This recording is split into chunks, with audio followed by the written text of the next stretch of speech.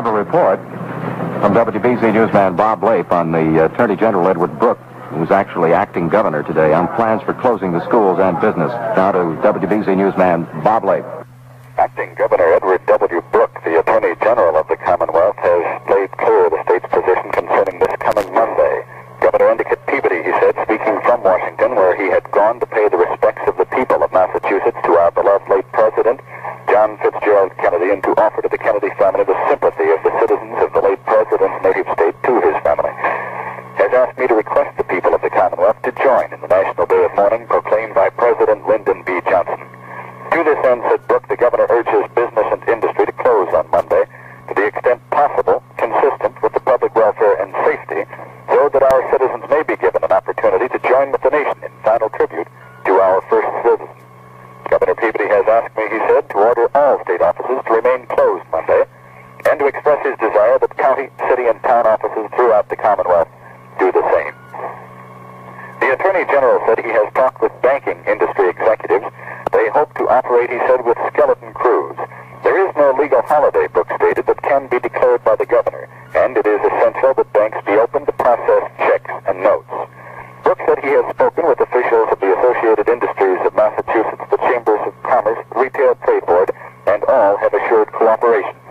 As far as Superior Court is concerned, only one facet of it will remain open in any way, that the equity session open for emergency business should it arise. The Attorney General said it is his understanding that all schools in the Commonwealth will be closed, and both locally and statewide, all package stores have been asked to remain closed all day. The Massachusetts State House puts a somber face forward into the drizzle-belled night, floodlights illuminating the black bunting of mourning on its front. The gay Christmas decorations on the Capitol are dark, as are the 30,000 bulbs and the festive displays on the Common below. When the President's hometown, crushed by his loss, will welcome the Christmas season, remains in doubt. From the State House, Bob Lape, WBZ News. Bob Lape reporting on the Attorney General Edward Brooke's plans for closing schools and businesses. One other point that Bob made, we will reiterate, from the Boston Licensing Board Chairman John Callahan. The Boston Licensing Board, at the request of Governor Peabody and Mayor Collins, is asking all liquor dealers to refrain from selling any liquor Monday, November 25th, in honor of the memory of the late President John F. Kennedy.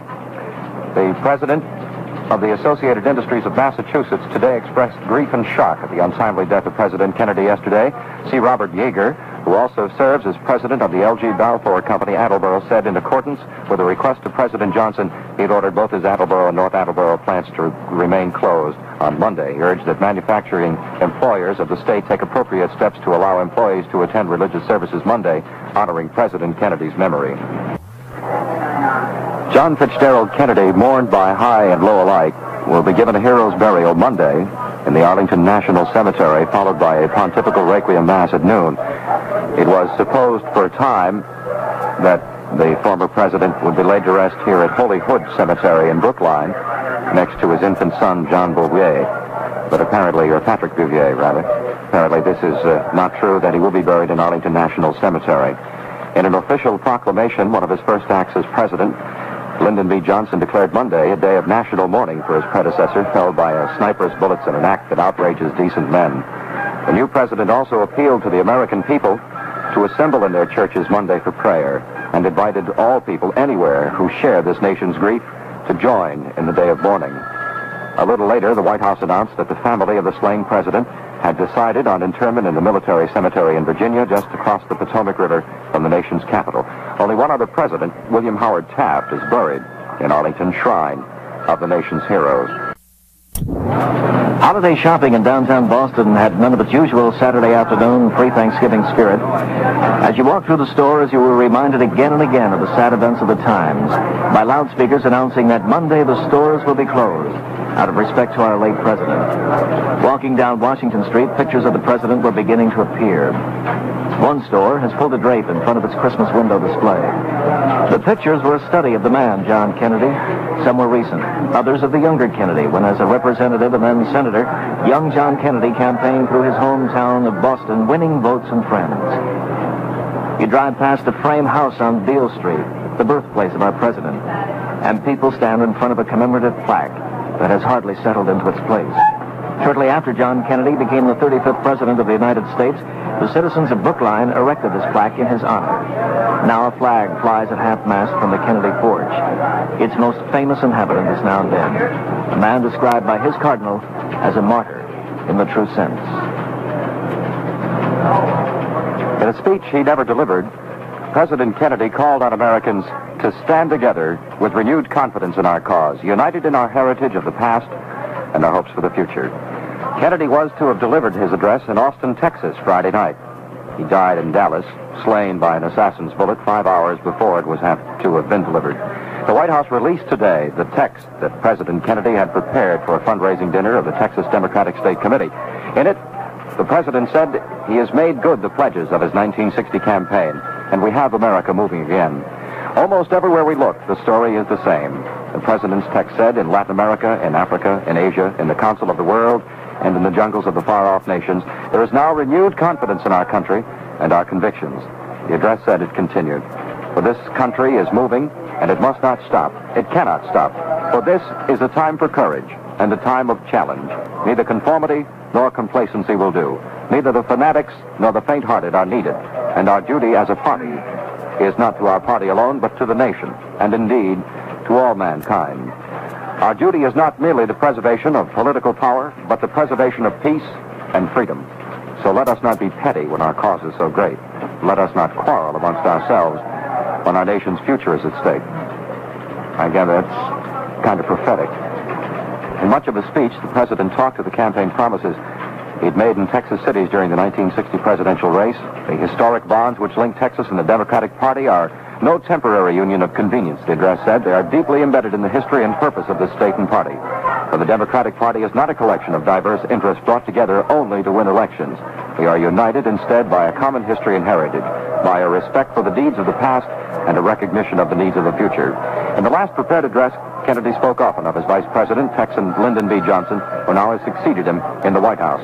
The president said he promised in every speech as a candidate that if Lyndon Johnson and I were elected, we would get this country moving again. That pledge has been fulfilled, the speech said.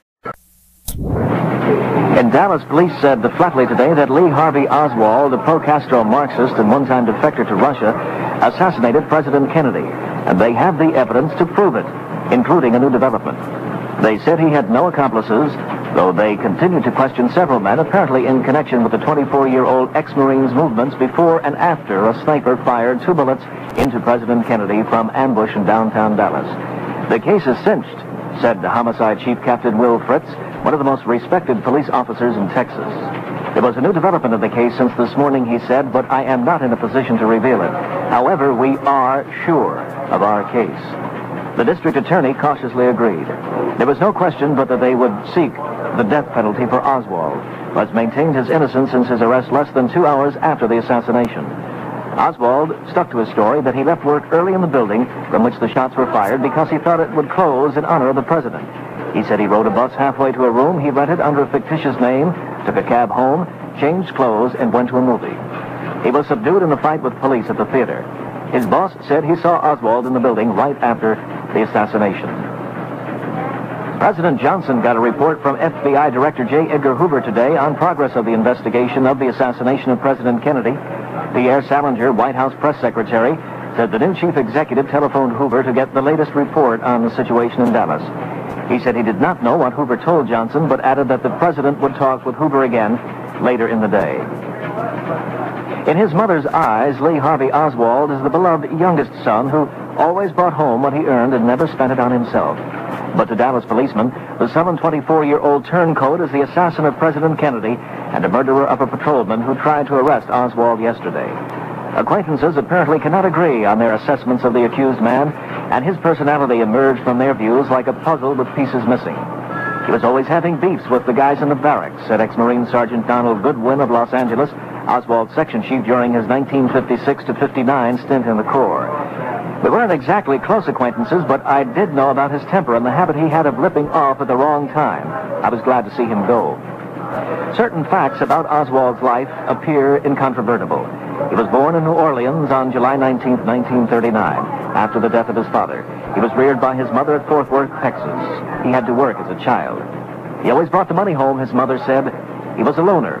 sought escape in books, but did poorly in school. He dropped out of high school, after 1 year. He was 17.